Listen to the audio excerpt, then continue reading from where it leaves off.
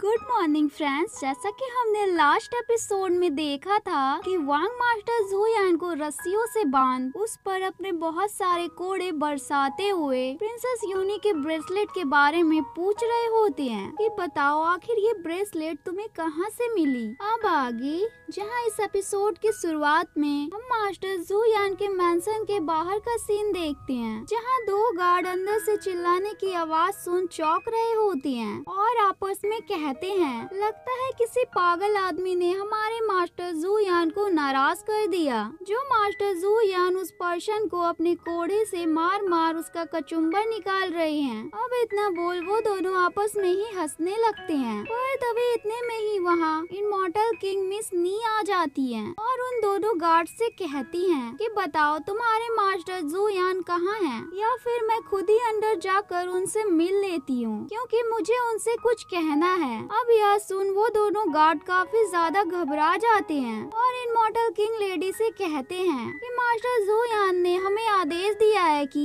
हम किसी को भी अंदर ना जाने दे उन्हें परेशान करने के लिए। जिस पर इमॉर्टल किंग लेडी काफी गुस्साते हुए उनसे कहती है मैं इस बारे में दोबारा नहीं बोलूंगी। अब यह सुन वो दोनों गार्ड काफी ज्यादा घबरा जाते हैं क्योंकि इमॉर्टल किंग लेडी काफी ज्यादा पावरफुल थी, तो क्या पता वो गुस्से में क्या क्या कर बैठे कि ठीक है इमॉर्टल किंग, मैं उन्हें अभी यह बात बताने के लिए जाता हूँ। पर तभी वो गार्ड अपनी साथी को अपनी स्वॉर्ड निकाल कर दिखाते हुए उससे कहता है कि बेहतर होगा कि तुम जल्दी से जाकर मास्टर जू यान को यह बात बता दो, नहीं तो मैं तुम्हें जान से मार डालूंगा। अब यह सुनकर वो दूसरा वाला गार्ड डर जाता है, इसलिए वो तुरंत ही वहाँ से मास्टर जू यान के पास चला जाता है। दूसरी तरफ वांग अभी भी मास्टर जू यान पर अपने कोड़े बरसा रहा होता है और कहता है कि बताओ प्रिंसेस यूनी का ब्रेसलेट तुम्हारे पास कहाँ से आया। जिस पर मास्टर जू यान कहते हैं कि वांग मुझे मत मारो, नहीं तो मैं बाद में तुमसे इसका बदला जरूर लूंगा। जहाँ अब मास्टर जू यान अपनी डेमोनिक पावर को यूज करने की कोशिश कर रहे होते हैं, पर हम देखते हैं कि प्रिंसेस यूनी का ब्रेसलेट उनके पास ना होने की वजह से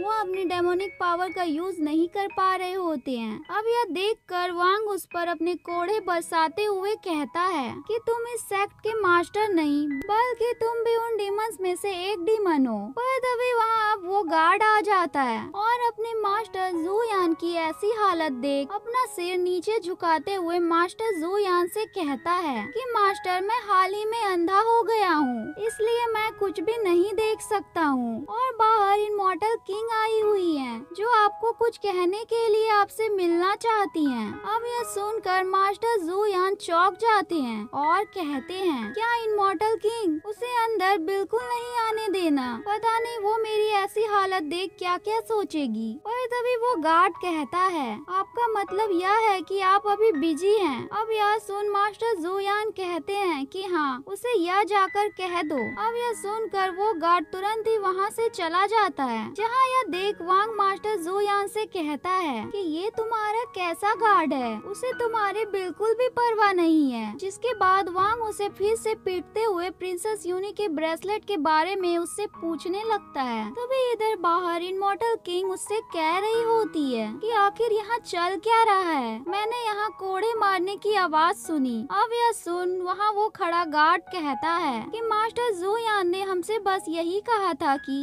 अभी अंदर किसी को भी नहीं आने देना और फिर भी कोई अंदर घुस गया तो वो मेरे हाथों से मारा जाएगा। इसी कारण से हमारे कुछ लोगों की हाल ही में मौत हो गई थी। जिस पर इमॉर्टल किंग कहती है आखिर तुम किस बारे में बात कर रहे हो। पर तभी इतने में ही वहाँ वो दूसरा गार्ड आ जाता है और कहता है मैं बस अभी मरते मरते ही बचा। और इमॉर्टल किंग मास्टर जू यान ने कहा कि वो अभी काफी बिजी हैं और उनके पास अभी आपसे मिलने का टाइम नहीं है। अब यह सुन इमॉर्टल किंग काफी ज्यादा गुस्सा हो जाती है। और तभी यह देखकर वो गार्ड कहता है वैसे आप चाहो तो आप यहाँ रुक कर उनका वेट कर सकती हो। अब यह सुनकर इमॉर्टल किंग कहती है कि अब जू फैमिली के वंशज अपने नियमों का पालन अच्छे से नहीं करते हैं। अब इतना बोल वो वहाँ से चली जाती है। तभी अब इधर इतना मार खाने के बाद मास्टर जू यान अपना मुंह खोलते हुए कहते हैं कि प्लीज अब मुझे और मत मारो, मैं तुम्हें सब कुछ बताने के लिए तैयार हूँ। और मुझे ये ब्रेसलेट नीतियानवा के एक आदमी ने मना कर दिया था। अब नी तियानबा का नाम सुन वांग चौंक जाता है, जिस पर मास्टर जू यान कहते हैं कि नी तियानबा के आदमी ने ही मुझे इस ब्रेसलेट की डेमोनिक पावर के बारे में बताया और अब इससे ज्यादा मैं और कुछ भी नहीं जानता हूँ। अब यह सब सुन वांग सोचने लगता है, आखिर ये जू होंगी प्रिंसेस यूनी को पकड़ नी तियानबा के पास क्यों लेकर गया। तभी इधर मास्टर जू यान अपने मन में सोच रहे होते हैं कि बस एक बार मेरी पावर फिर से आ जाए तो मैं तुम्हें जान से मार डालूंगा। पर तभी अब वो वांग से कहता है कि वांग, आज तुमने मुझे काफी बुरी तरह से पीटा, इसलिए चलो अब इस बात को खत्म करते हैं। अब यह सुनकर वांग उसके सिर में जोर से मार देता है कि मैं अच्छी तरह से जानता हूँ तुम्हें, एक बार मैंने तुम्हारा हाथ खोल दिया तो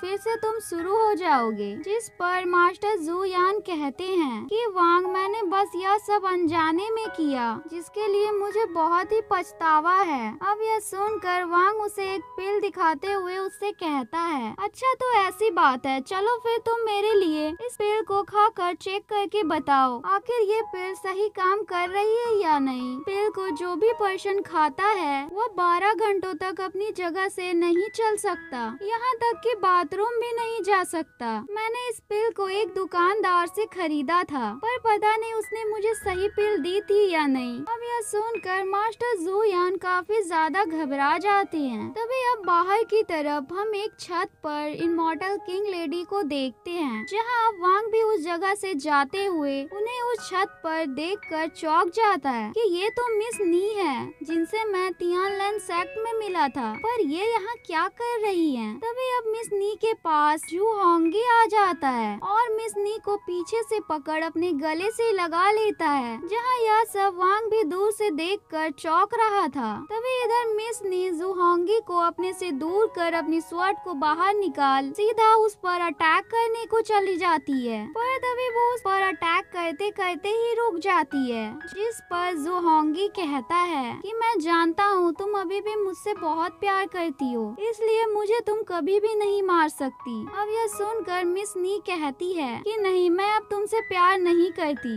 जहाँ यह सब दूर से वांग भी देख रहा होता है। तभी इधर जू होंगी मिस नी से कहता है कि वह भी एक टाइम था जब तुम एक इमॉर्टल थी और मैं एक डीमन, लेकिन अब डीमन गॉड ने तुम्हें भी एक डीमन बना दिया है, इसलिए अब हमारे बीच में कोई भी प्रॉब्लम नहीं है। जिस पर मिस नी काफी गुस्साते हुए जू होंगी से कहती है, सिर्फ तुम्हें ही लगता है हमारे बीच कोई प्रॉब्लम नहीं है, तुमने मुझे धोखा दिया था। और इसी के साथ हमारा ये एपिसोड एंड होता है फ्रेंड्स। अगर वीडियो अच्छी लगी हो तो प्लीज वीडियो को लाइक और चैनल को सब्सक्राइब करें। Bye bye.